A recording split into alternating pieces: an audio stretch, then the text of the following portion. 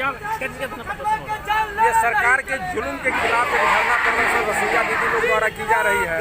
आज की इस महंगाई के दौर में जहां आटा 40 रुपया किलो प्रति, चावल प्रति किलो 40 रुपया, उस जमाने में 43 रुपया प्रतिदिन की दैनिक दिहाड़ी के मसूदों से सारा दिन खाना बनवाया जाता है।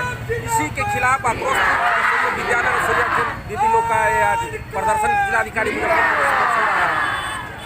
हमारी मुख्य मांगे हैं जो तत्काल तमाम रसोईया को सरकारी कर्मचारी का दर्जा दिया जाए, इनको 22,000 रुपया प्रति माह वेतन दिया जाए और ये 12 माह काम करते हैं और 10 माह का वेतन दिया जाता है, सो नहीं इनको 12 माह का वेतन दिया जाए।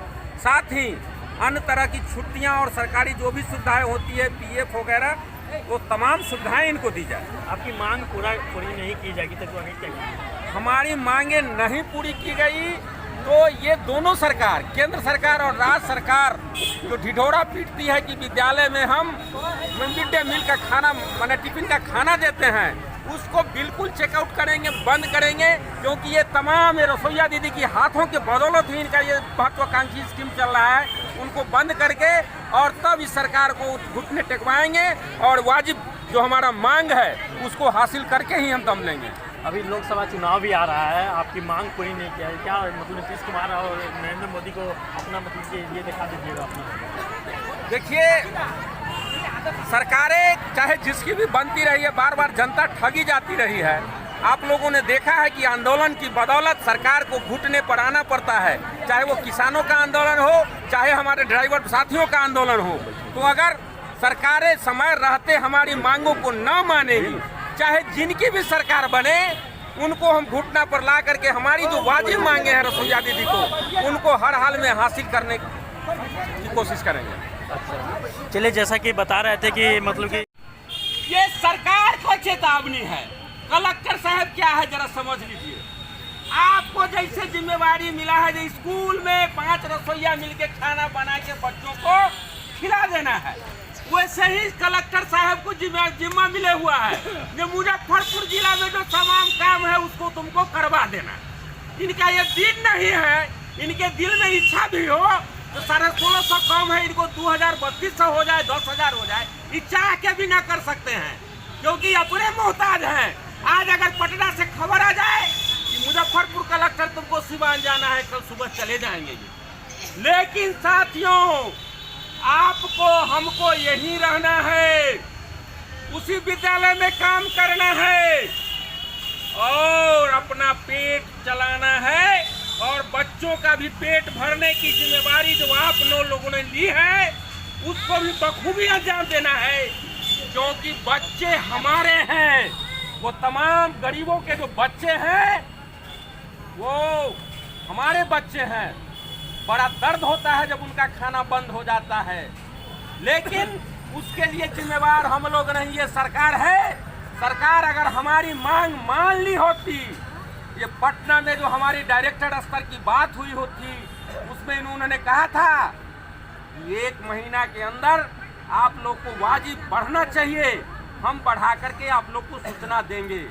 1 महीना छोड़ दीजिए, 2 महीना का समय बीत गया, लेकिन सरकार ने कुछ नहीं सुना।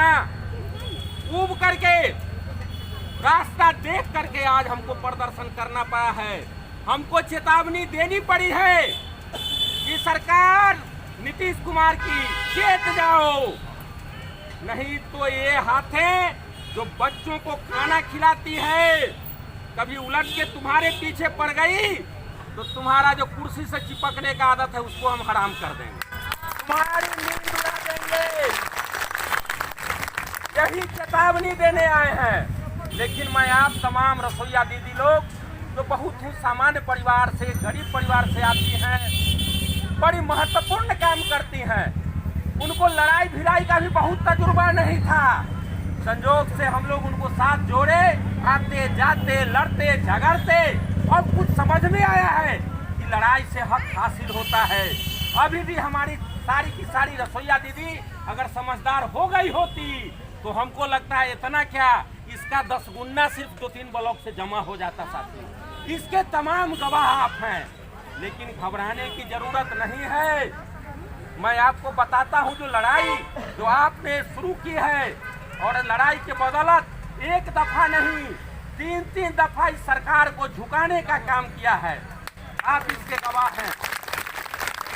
और फिर हम उनको झुकाने का काम करेंगे। अपना हक हासिल करने के लिए उनको हम हर हाल में ही झुकाएंगे। लेकिन आपको भी कुछ बात समझना पड़ेगा। समझना ये पड़ेगा कि आप लोग ना समझी में कभी गलत आदमी के साथ चले जाते हैं। कभी कुछ लोग ये समझते हैं जो मास्टर जी न कह रहे हैं इसलिए न जाएंगे लड़ाई में। साथियों, लड़ाई ऐसे नहीं होती है। लड़ाई जब होती है तो आर पार की लड़ाई होती है। तमाम रसोईया दीदी से मैं आग्रह करूंगा कि जो दीदी लोग हमारी नासमझी में न आई है, अगर उनके अंदर समझदारी होती तो ये किसी एक दीदी की लड़ाई नहीं है, ये तमाम रसोईया दीदी लोगों की लड़ाई है। उनको जाके समझाना है। हर एक गांव में 2-3 स्कूल है, पंचायत में 5-7 स्कूल है। आप सब लोग जिम्मा लीजिए। हम लोग वर्किंग यूनियन, मजदूर यूनियन के साथी लोग हैं जो बराबर लड़ाई में आपकी मदद करते हैं। हम लोग के जिम्मे बहुत सारा काम रहता है, बहुत परेशानी रहती है, लेकिन हर समय आपके साथ लड़ाई में कदम से कदम मिला के अगुआ के रहने की भूमिका और ईमानदारी और विश्वास के साथ आपकी लड़ाई लड़ने का काम किया है और आगे भी जारी रखूंगा। लेकिन हम उम्मीद करते हैं कि आप लोग का उसमें पूरा का पूरा सहयोग चाहिए। और सहयोग क्या मिले दीदी लोग, इतने साथी लोग आए हैं, आपको आज खुद बैठे बैठे पता है जो आप किस स्कूल से आए हैं या कौन कौन नहीं आया है।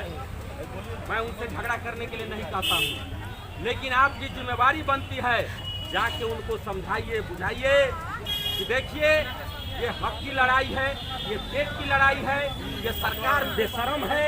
अगर उनको फिक्र होता कि हमारी रसोईया दीदी लोग भूखी है, भूखे रे पेट रह के बच्चों का सारा दिन खाना बनाती है, खिलाती है, ये मान लिए होते 1 महीना पहले का समय था इनका। और आप तमाम लोग जाके और आपके तमाम गाँव में जितने रसोईया लोग हैं, चाहे वो जिस स्कूल में है, उसका नंबर एक कापी में लिखिए, लिखवाइए, उसको रखिए। फिर हम लोग आके आप लोग से कलेक्ट कर लेंगे।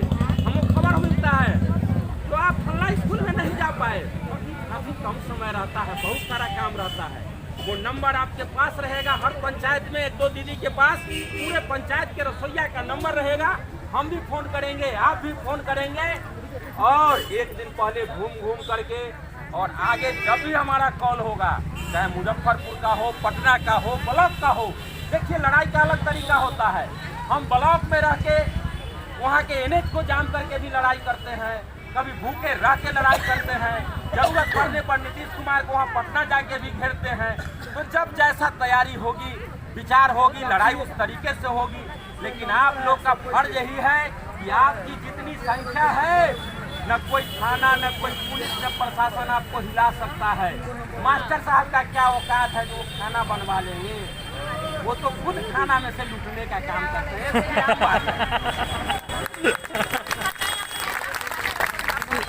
इसलिए आप संगठित होकर तैयार होइए। और ये लड़ाई एक दिन की नहीं है। यहाँ जितने लोग हैं 10 साल, 12 साल, 15 साल से स्कूल में लोग खाना बना रहे हैं। मात्र 3 बार तो हम लोग लड़ाई जीते हैं। एक बार 250, एक बार 250, एक बार 150। यही तो हमारी फहरिस्त है। सब दिन तो लड़ाई नहीं होती है ना, लेकिन जब लड़ाई छना जाए सब लोग कमर कस लीजिए, गुस्सा मत कीजिए। घर में मान लीजिए आपका कोई लड़का है, कोई घर में कोई मेंबर है, वो आपकी बात न मानता है तो उसको क्या करते हैं, समझा बुझा के रास्ता पर लाते हैं ना। इसलिए तमाम रसोईया दीदी लोग को मैं जो यहाँ आए हैं जिम्मेवारी देता हूँ कि आप अपने पंचायत के सारे रसोईया का फोन नंबर इकट्ठा कीजिए, आप भी समझाइए, हम लोग भी समझाएंगे। और हमको पूरा भरोसा है कि उनका डर खत्म होगा। ज़्यादा से ज़्यादा रसोईया लोग को डर के मारे न तो हाँ, लेकिन हमारी इतनी रसोईया है, किसी के माई का दिन है जो इनको हटा दे। हमने सरकार से अपना हक हासिल किया है कि रसोईया को कोई हटा नहीं सकता है। इसलिए ये डरने की बात नहीं है। मास्टर जी को बहुत बेचैनी है, मजदूर रख के खाना बना ले, अपने खाना बना ले, हम उसका जिम्मा ठेका नहीं लिए। हम लड़के सरकार को जीत के जाएंगे तो वहाँ बहाली हम हैं। हम ही रहेंगे, दूसरा रसोईया नहीं आएगा। ये आप निश्चिंत हो लीजिए। तो आप सब लड़ाई का एक तजुर्बा सीखिए और एक ईमानदार भरोसेमंद नेतृत्व के साथ लड़िए। ये जब विभिन्न लोग कहते हैं, देखिए कोई मुनाफे का सौदा ना है, हम सबको वेलकम करते हैं, वाजिब लड़ाई होनी चाहिए। कुछ लोग इसको पॉकेट का सौदा बना लिए हैं। मैं खुलेआम कहना चाहूँगा, वो लोग का बेचैनी रहता है, ये रसोईया हमरा जोड़े रहे, ये हमरा जोड़े रहे, हमरा जोड़े नहीं। साथियों, हाँ लड़ाई भिड़ाई में खर्चा होती है, अस्थिर रहो, अस्थिर जब इसमें मार भी खाना पड़ता है, इसको घबराना नहीं चाहिए। ऐसे भी तो हम बढ़िया रहे। हमारी आंगनबाड़ी की दीदी के साथ कितना परेशानी हुआ, कितने अब आज बढ़े, तो ठीक है, घबराने की जरूरत नहीं है। हम उनके दरवाजे गए, वो पानी डाल दिए, मारे गाली दिए, जो किए। समय आ गया है, अरे समय आ गया है। अभी आपके गांव में जाएंगे, कोई जोड़ेंगे, हाथ जोड़ेंगे, जरा पूछिएगा पलट के कि हम भूखे मर रहे थे, हम आपसे देहरी पड़ गए हैं, आप जो हमारे देहरी अभी आप जोड़ने आए हैं, वो दिन आ रहा है। इसलिए और हम तो मेहनत कश लोग हैं, आज तक सबने हमको ठगा है, लेकिन हम सब ये ठगाएंगे जब तक चुपचाप सोए रहेंगे। जब हमें और आने वाली पीढ़ी को भी समझा पाएंगे कि लड़ने से हक मिलता है, और हम रहे ना रहे, जो रहेंगे, हमारे जहाँ भी समस्या होगी, हम लड़ाई के बदौलत ही उस हक को हासिल किए हैं पुराने में, और आगे भी कर पाएंगे। इसलिए तमाम लोगों को मैं यही आग्रह करूंगा कि आप अपने विद्यालय को संगठित कीजिए, अपने गांव के रसोईया को इकट्ठा कीजिए, उनका मैंने आपस में तालमेल, उनसे दोस्ती कीजिए, अपनापन बनाइए, और सबको जरूरी पड़ने पर इस लड़ाई में लाइए। इस सरकार को झुकना पड़ेगा। आपकी जो वाजिब मांगे हैं 14 सूत्री, जिसके बारे में चर्चा होगी, हमारे साथी चर्चा करेंगे। तो हमारी जो मांगे हैं, इस सरकार को हर हाल में मांगना पड़ेगा, और आप लोग बस लड़ाई को मुकम्मल कीजिए, ताकतवर बनाइए। और इसके लिए ये नहीं है जो हमारा कुछ वेतन बढ़ा देगा हमारा लड़ाई खत्म हो। ये लड़ाई हमारी जिंदगी का है, हमारे इज्जत आबरू का है, हमारे मान सम्मान का है। हमारे साथी ने सवाल उठाया कि रसोईया दीदी से झाड़ू बहारने का काम दिया जाता है। कलेक्टर साहब ने कहा, जो हमारे साथी गए हुए थे, कि नहीं, ऐसा नहीं होगा। अगर ऐसा कुछ है, कहीं होता है तो हमको बताइए, उसको हम रखवा लें। क्योंकि झाड़ू देने के लिए न बच्चा से सफाई करवाना है, न रसोईया से। उसके लिए NGO वाला बहाल किया है। अगर उसको वेतन नहीं देता है तो कलेक्टर साहब बोले हैं हम उसको देखवाएंगे। तो इसलिए साथियों, मैं आप तमाम लोगों से एक बार फिर यही कहूँगा कि अपनी लड़ाई को संगठित करने के लिए एक सही नेतृत्व के बीच जो लड़ाई हो, तमाम रसोईया दीदी लोग जो हमारे नहीं, अगर लोग आ जाए तो सरकार को कैसे झुकना पड़ेगा, हमको कहने की जरूरत है। जाइए, घर जाइए, कल से ही लग जाइए, उनका नंबर इकट्ठा करना और फिर उनको तैयार करना, और इस लड़ाई को हम आगे ले चले। एक इलेक्शन आएगा, फिर जाएगा, फिर दूसरा इलेक्शन आता जाता रहता है, लेकिन लड़के ही अपना हक और इज्जत आबरू हासिल कर सकते हैं। यही आप लोगों को एक बार क्रांतिकारी अभिवादन के साथ, ये अपना हक हम लड़के लेंगे। मैं अपनी बात समाप्त करता हूँ।